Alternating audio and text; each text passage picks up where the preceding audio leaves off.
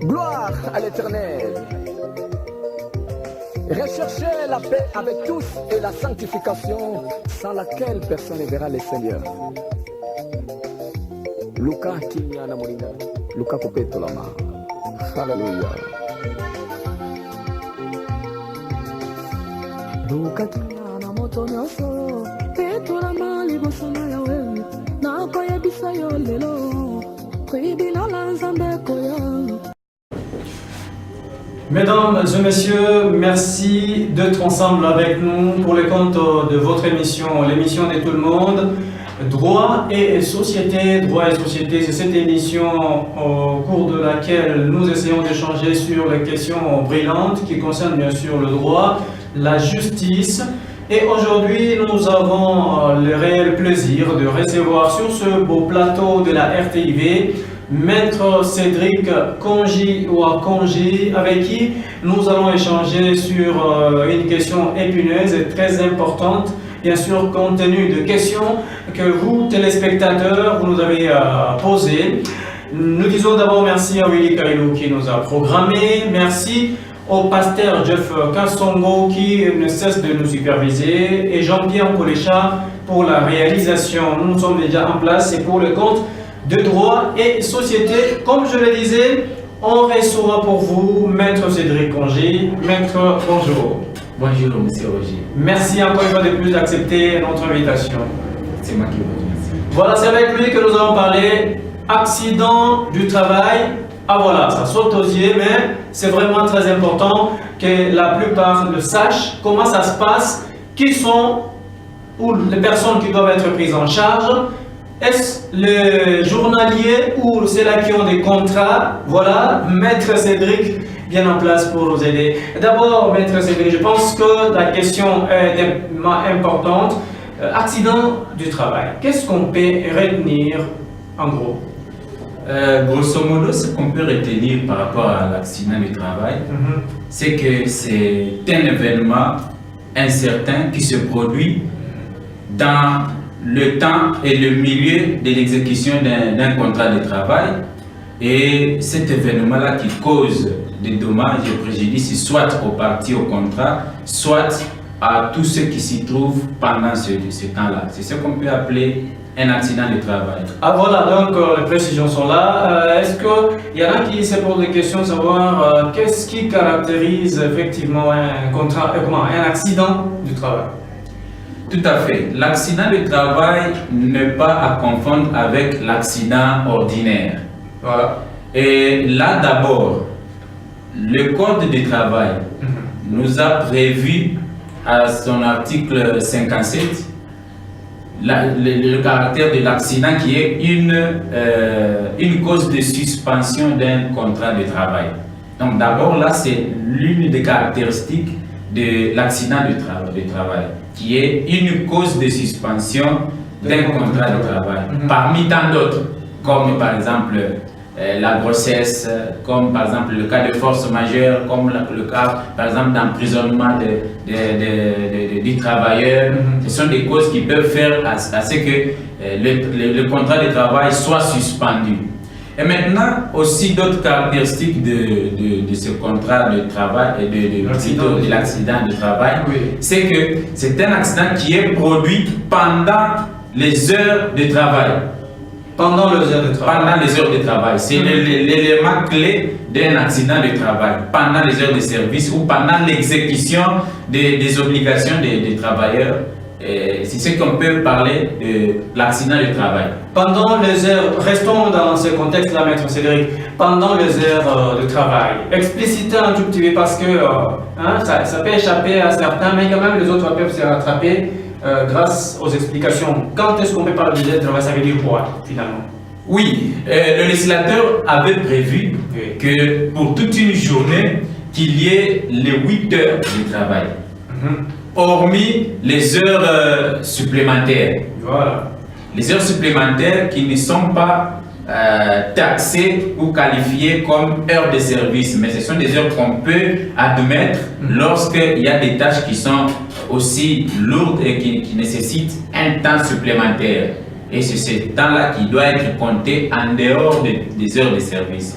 Alors, au-delà de ça, par jour, ça c'est par jour, hebdomadairement, il y a les jours fériés qu'on connaît déjà comme le dimanche, qui est considéré comme journée fériée. Voilà. Donc les heures de service, ce sont ces heures-là par jour, au minimum, au moins la moyenne de 8 heures.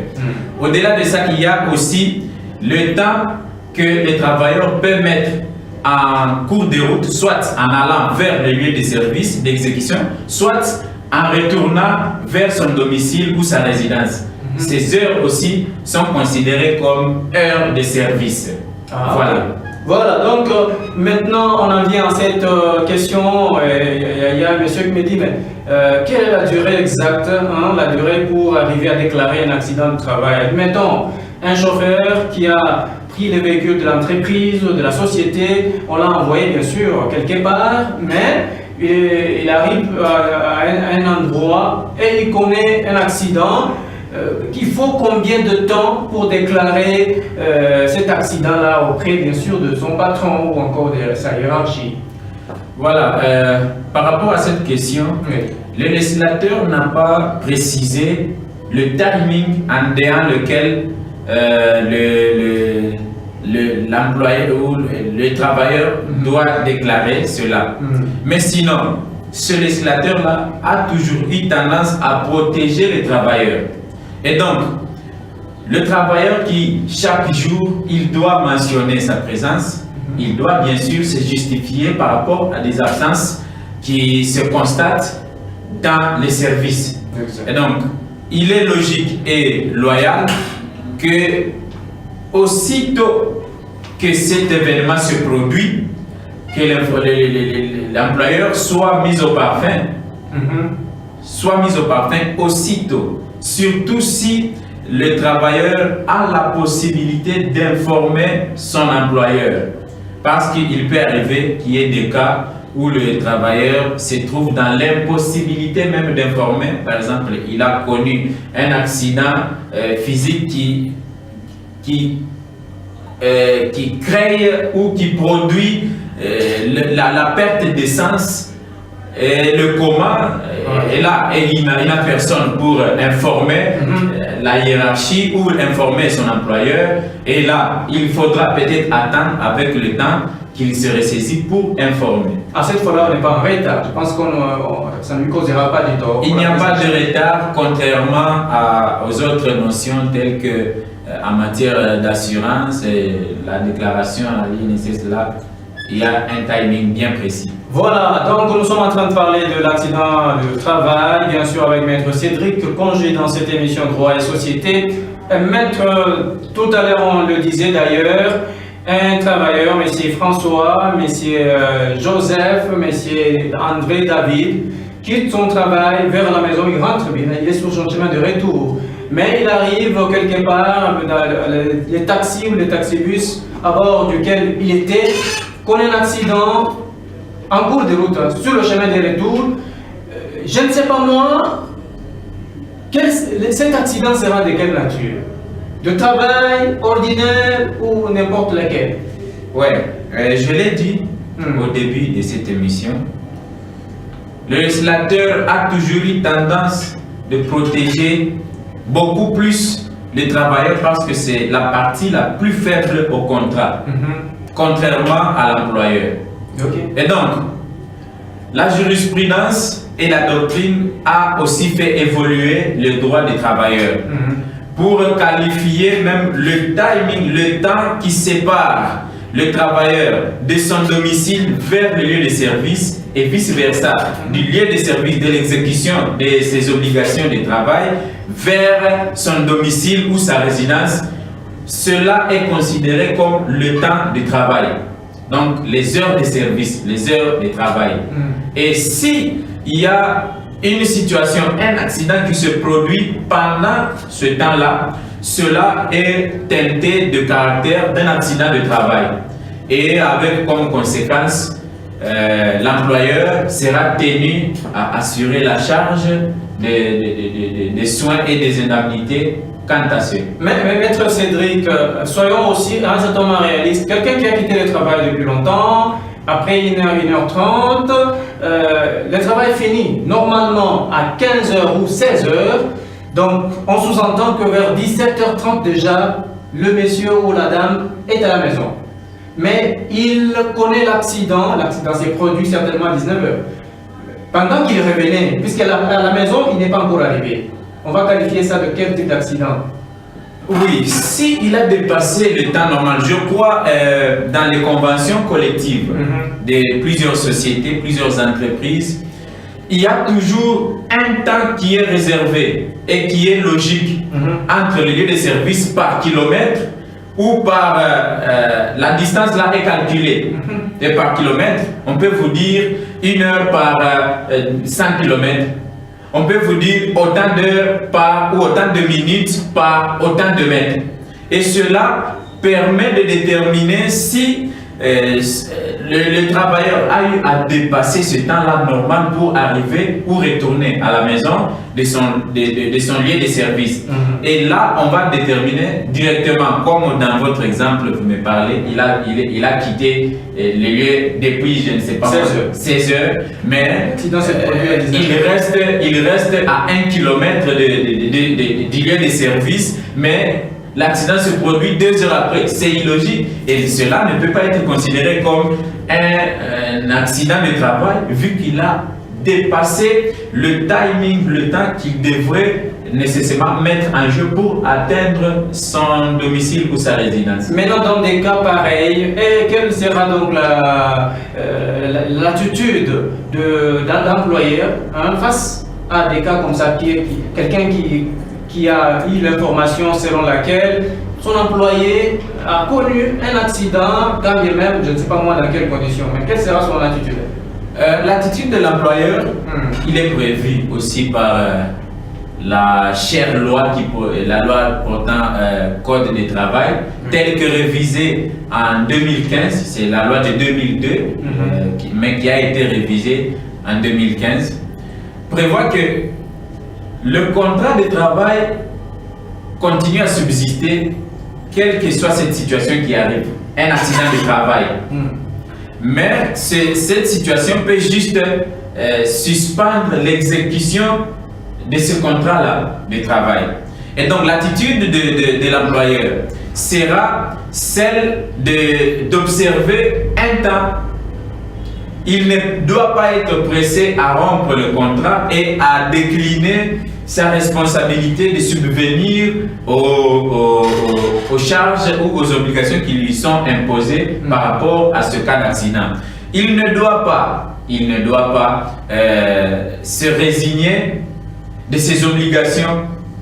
Donc il y a un timing aussi, il doit observer au moins les 6 mois pour soit lorsqu'il s'agit d'un accident de travail ou un accident ordinaire, soit rompre le contrat. Et pendant que ce contrat-là continue à courir, il lui incombe toujours toutes ses obligations comme employeur vis-à-vis du travailleur. Mais pendant ce temps, Maître Cédric, je pense que vous dirigez beaucoup plus ou encore vous défendez beaucoup de cas comme ça. Pendant les 6 mois, soit disons d'infirmité ou encore la personne n'est pas à mesure de fréquenter le travail, il faudrait qu'il y ait quelqu'un pour combler les vides.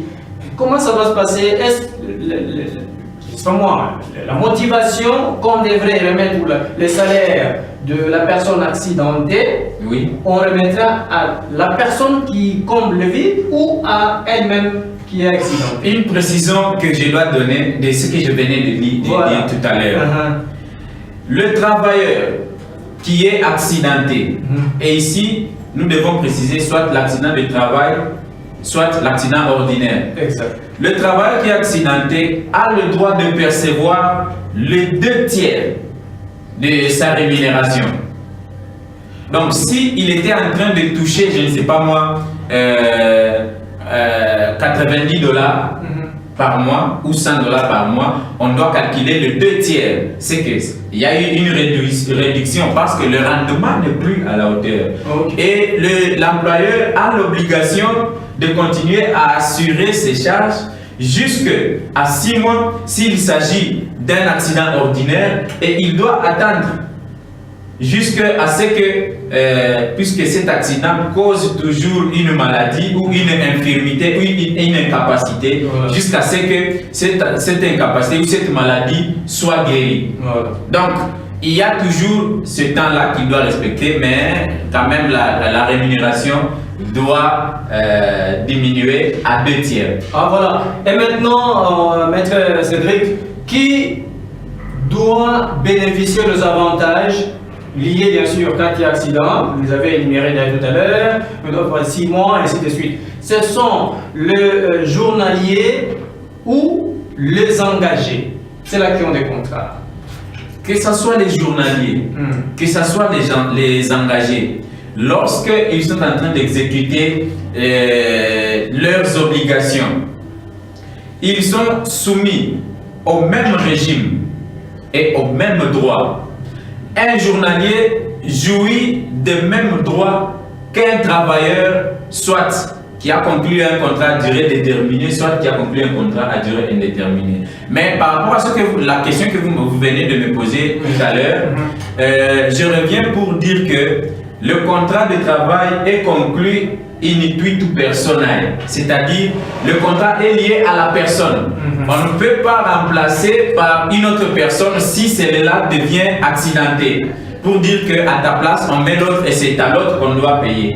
Non, il faut qu'il y ait soit le premier contrat qui est rompu et on conclut avec une nouvelle figure, une nouvelle personne, et non pas la même personne. Et parce qu'il y a un langage un peu, je ne sais pas moi comment qualifier ça, dans le chef bien sûr de certains employeurs. Écoutez, je n'ai aucun contrat avec vous, je ne vous prendrai pas en charge, allez vous débrouiller ailleurs.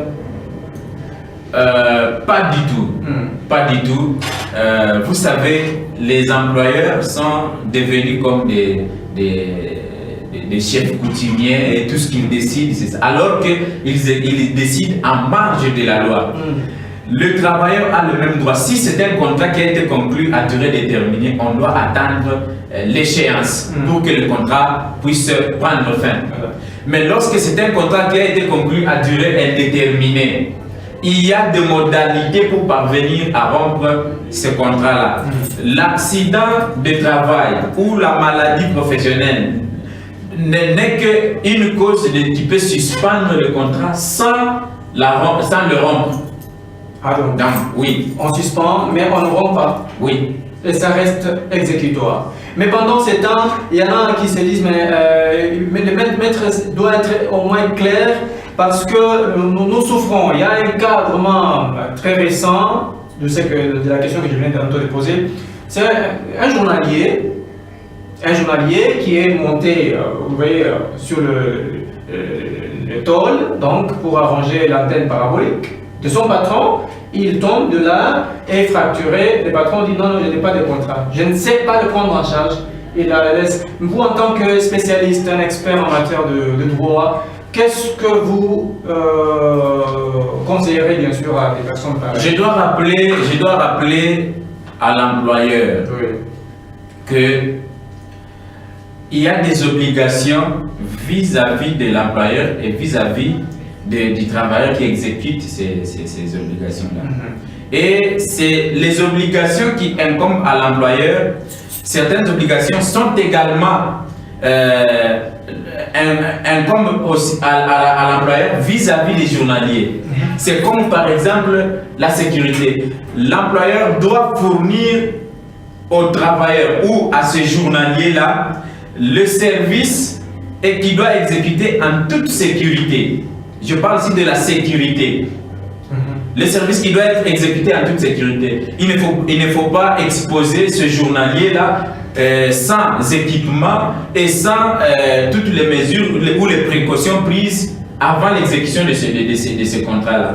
Et s'il y a un accident qui se produit suite à cela, l'employeur est responsable de tous ces dommages et il doit payer ces indemnités-là. Et il doit assurer les soins et la santé de ces journaliers-là. Il ne doit pas s'échapper à cette règle. Mais parce que les travailleurs étant une partie économiquement faible, Maître Cédric, pensez-vous qu'il pourra arriver à surmonter une telle situation très complexe? Voilà pourquoi je vous ai dit que le législateur a été très sage pour beaucoup plus protéger les travailleurs, les journaliers, je vais même plus loin, les apprentis également, et même ceux qui sont pendant la période d'essai. Toutes ces personnes-là sont protégées par le législateur.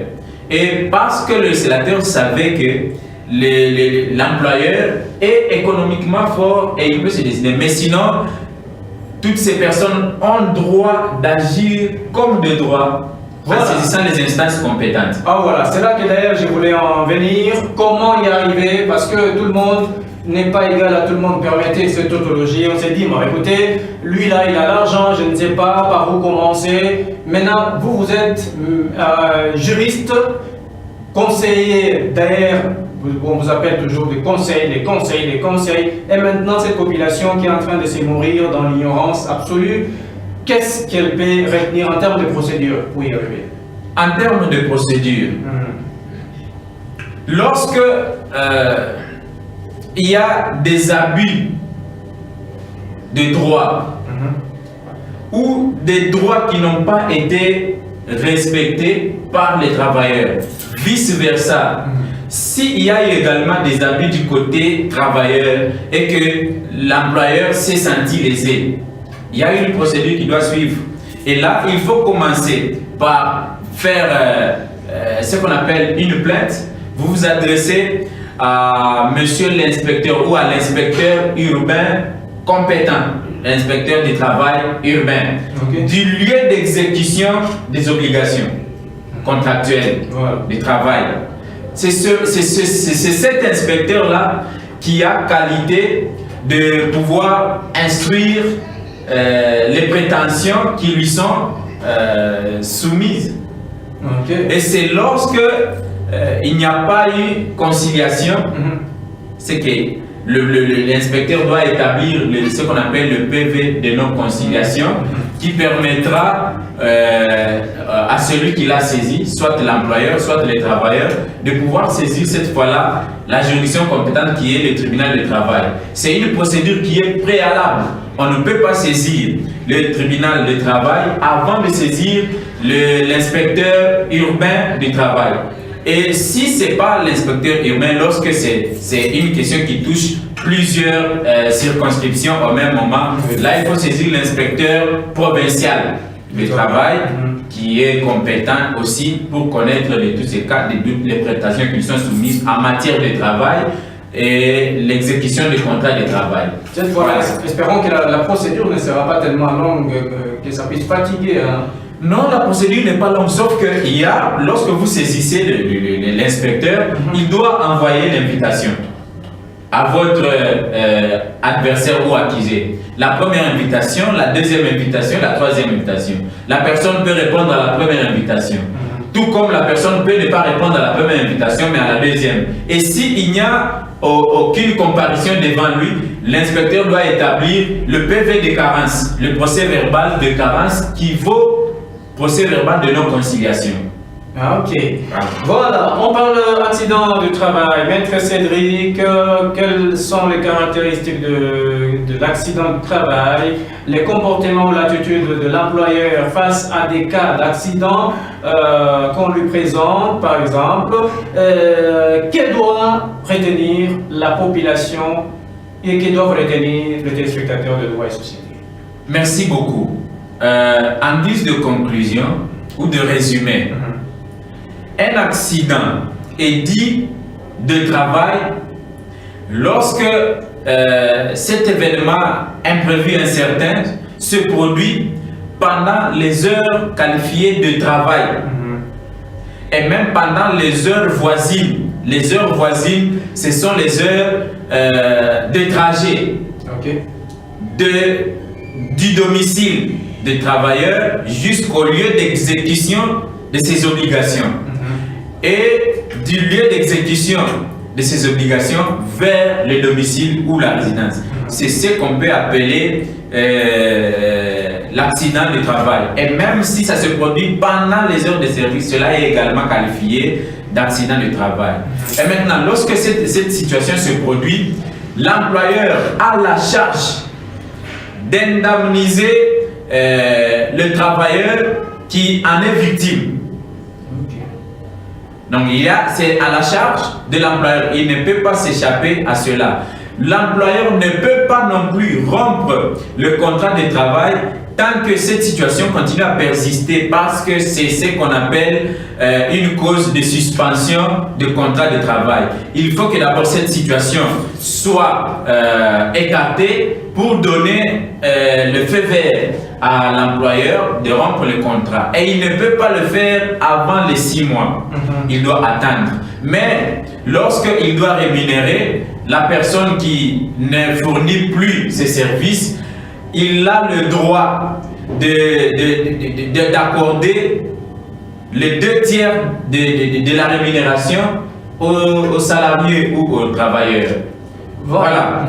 Aussi, la procédure, parce que nous en avons parlé, la procédure, c'est que lorsque il y a eu des obligations de contrat de travail qui n'ont pas été exécutées, ou soit ça a été mal exécuté, chaque partie au contrat, le travailleur tout comme l'employeur, a le droit de saisir l'inspecteur de travail compétent, l'inspecteur urbain ou l'inspecteur provincial de travail, avant de saisir la juridiction compétente qui est le tribunal de travail en la matière.